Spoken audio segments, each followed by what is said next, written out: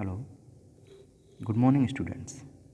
Today we will discuss the transport layer.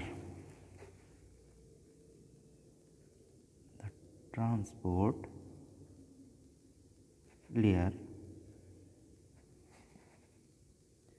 unit last of BC 5th semester syllabus.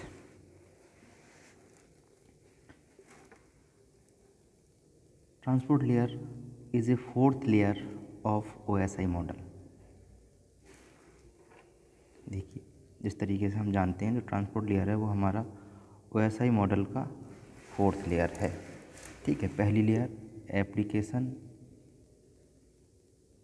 Layer, second one presentation layer, third one is session layer, fourth one is transport layer. Then network layer, and then data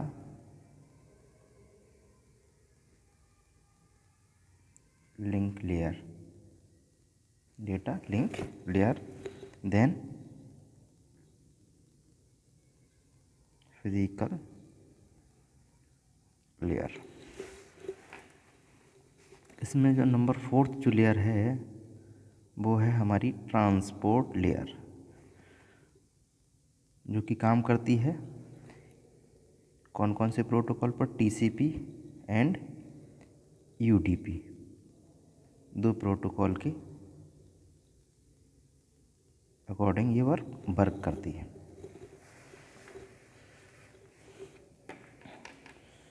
अब हम एक example लेते हैं. Suppose मान लीजिए हमारे पास एक network है, नेटवर्क ए.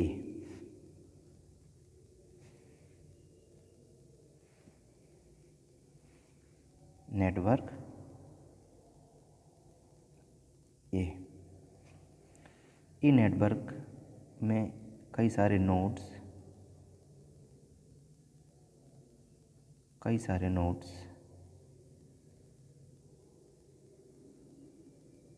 डिफरेंट टोपोलॉजी के अकॉर्डिंग कनेक्टेड है. मान लीजिए ए नेटवर्क का पहला node A1, A2, A3 and A4. Then other network is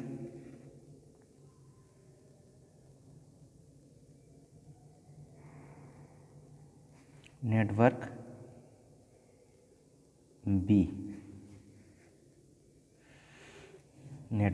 B. इसमें भी 4 नोड हैं, वो भी डिफरेंट टाइप के ऑफ टोपोलॉजीज के द्वारा कनेक्टेड है.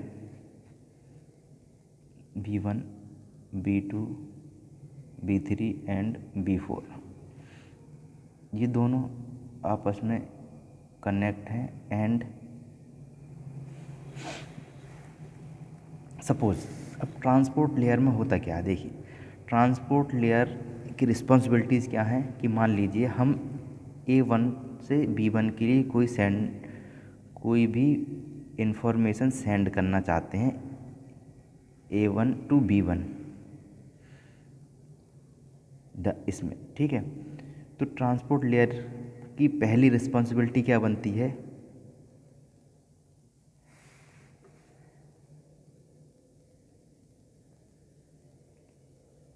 Ties of transport layer. First is end to end delivery. इसे हम कह सकते हैं port to port. End to end का मतलब क्या होता है? एंड टू एंड का मतलब होता है कि पर्टिकुलर एड्रेस A1 का जो एड्रेस है उससे पर्टिकुलर B1 के एड्रेस तक कोई भी इंफॉर्मेशन, कोई डेटा पैकेट्स, कोई जो भी हम इंफॉर्मेशन सेंड करना चाहते हैं वो यहाँ तक प्रॉपर पहुँचे। ठीक है।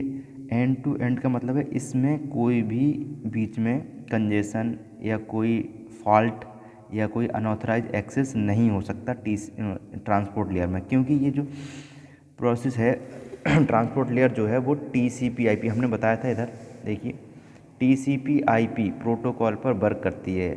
TCP/IP प्रोटोकॉल जो है डेटा को point two point, port to port या एंड टू एंड सेंड करने का काम करता है। ठीक है। नेक्स्ट है, सेकंड है रिलायबिलिटी।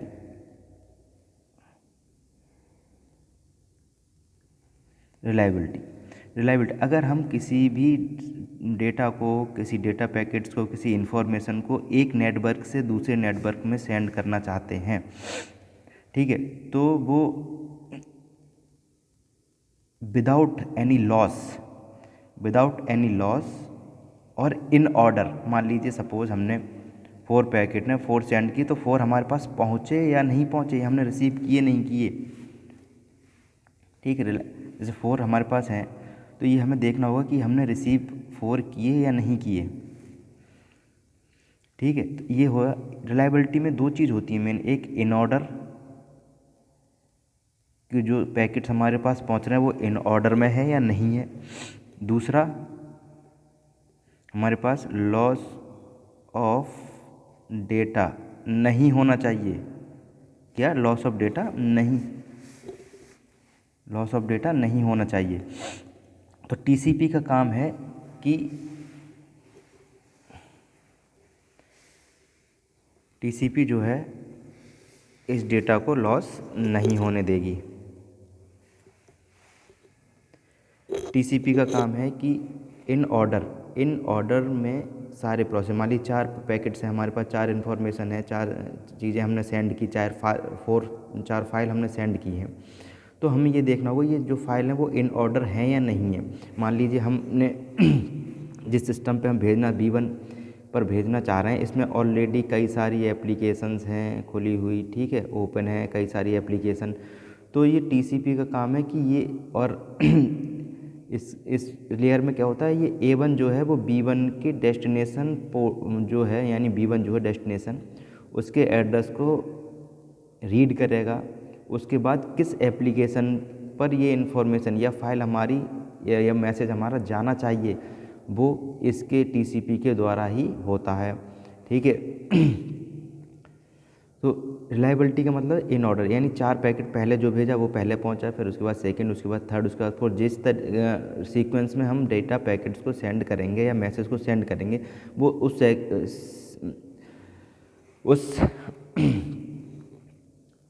सीक्वेंस में पहुंच रहे हैं नहीं पहुंच रहे हैं, ये हमारी रिलायबिलिटी कहलाती है। और लॉस ऑफ डेटा, यानी जितने पैकेट्स हमने भेजे हैं वो प्रॉपर पहुंचे हैं नहीं पहुंचे, ये हमारा कहलाता है कि लॉस ऑफ डेटा हमारा नहीं होता है इसमें। ठीक है। थर्ड है एरर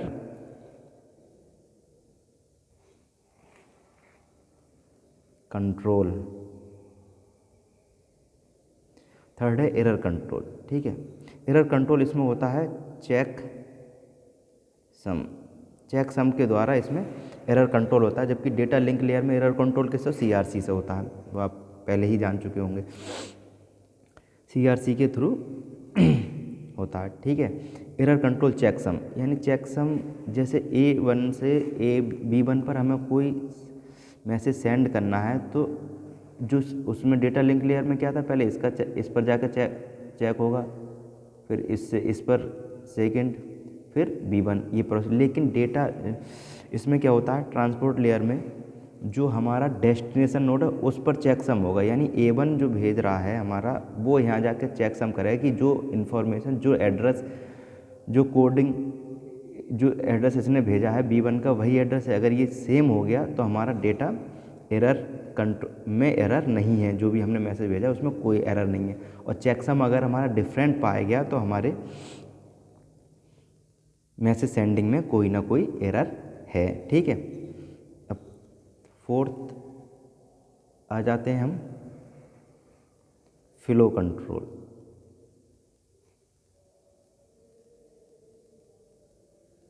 फ्लो कंट्रोल ठीक है, अब इसमें हमें ये देखना है कि हम डेटा का जो फ्लो है उसको टीसीपी कंट्रोल करता है। ठीक है, उसका काम है, जब मान लीजिए सपोज हमने 4 पैकेट एक साथ सेंड किए, 4 पैकेट सेंड किए, वो उसका फ्लो एक ज़्यादा फ्लो कंट्रोल करेंगे तभी हमारा कंजेशन किसी भी नेटवर्क का दूर हो सकता है। ठीक है, यानी कि फ्लो कंट्रोल करना, और उसके बाद फ्लो अगर कंट्रोल हो गया उसके बाद फिफ्थ आ जाता है हमारा congestion control. Congestion control data के फ्लो को, सेंडिंग और रिसीविंग जो है हमारी डेटा की, उसे कंट्रोल करेंगे कि जिस सीक्वेंस में सेंडिंग हो रही है उस सीक्वेंस में रिसीव हो रही है, ये हमारा फ्लो कंट्रोल होता है। अगर फ्लो कंट्रोल प्रॉपर नहीं होगा तो कंजेशन की स्थिति आ जाएगी, लेकिन टीसीपी ट्रांसपोर्ट लेयर का काम ये है कि कंजेशन को रिमूव करता है, फ्लो कंट्रोल को, फ्लो को प्रॉपर रखता है। ठीक है, एरर को रिमूव करता है।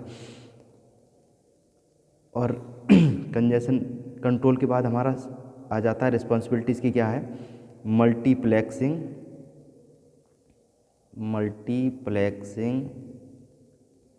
And demultiplexing.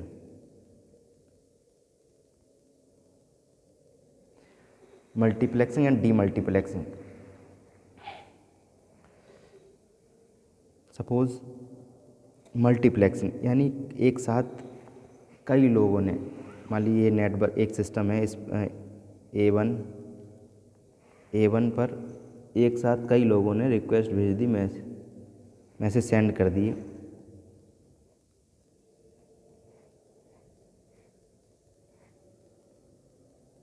कई मैसेज एक साथ आ गए, तब क्या होगा, जो मल्टीप्लेक्सिंग का काम होता है वो होता है कि मैनी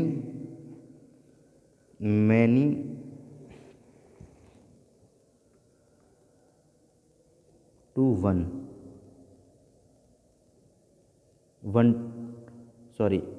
टू मैनी।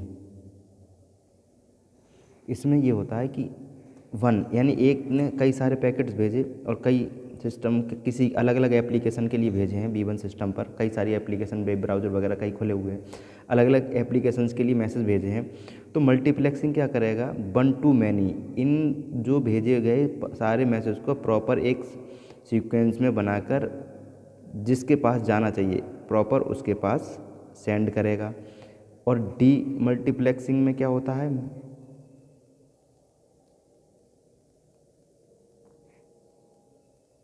मान लीजिए कई सारे पैकेट हमारे भेजे गए एक जगह पर, तो इन्हें प्रॉपर सेगमेंट में रखना, प्रॉपर चैनल में एक अपने रिलायबल सोर्स तक पहुंचाना, डेस्टिनेशन तक पहुंचाना हमारा डीमल्टीप्लेक्सिंग कहलाता है।